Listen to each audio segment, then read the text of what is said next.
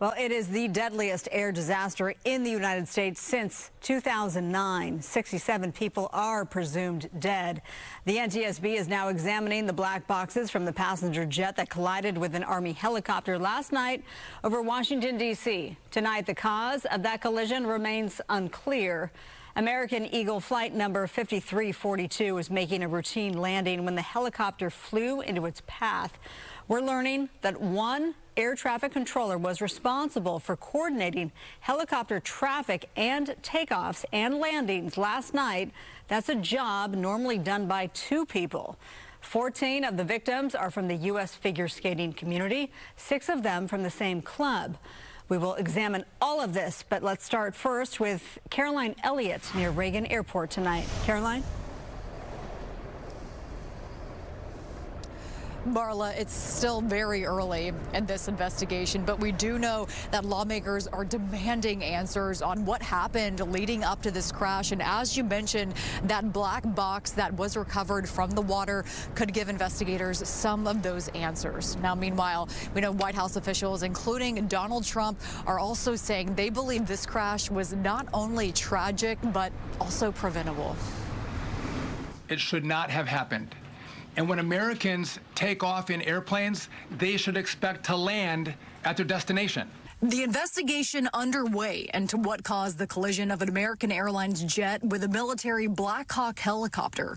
First responders have located the wreckage of both aircraft, with the fuselage of the plane found upside down in 3 different sections in waist-deep water. Several agencies are on scene, including the NTSB. Our mission is to understand not just what happened, but why it happened, and to recommend changes to prevent it from happening again. The collision left no survivors. 60 passengers and 4 crew members were on board the plane, and 3 soldiers were on the helicopter. The search and rescue mission now shifts to recovery.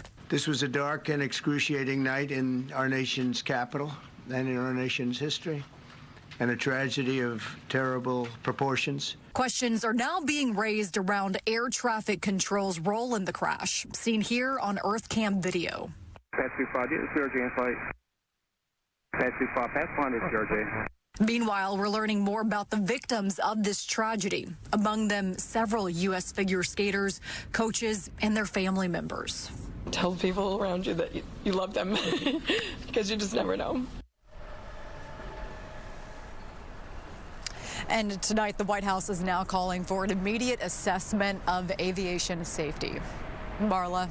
Caroline, as we reported, it's been confirmed that just one air traffic controller was doing the job of 2 people. What more do we know about that? Was this a frequent occurrence? Yeah, Marla, well, we do know that earlier this afternoon, the FAA released a new report saying that staffing was, quote, not normal in the control tower at the time of this crash. And Marla, we will point out that this is something a lot of aviation analysts, experts have been bringing up for the last year, that these towers are not staffed correctly. And again, we do know that a lot of these layoffs happened during COVID, and these air traffic control, they're still trying to get up to speed. So again, certainly problematic and certainly something lawmakers are wanting answers for. Yeah, especially in the airspace of Reagan National Airport, which is said to be quite congested, pretty typically. All right, Caroline, we appreciate you tonight. Thanks so much.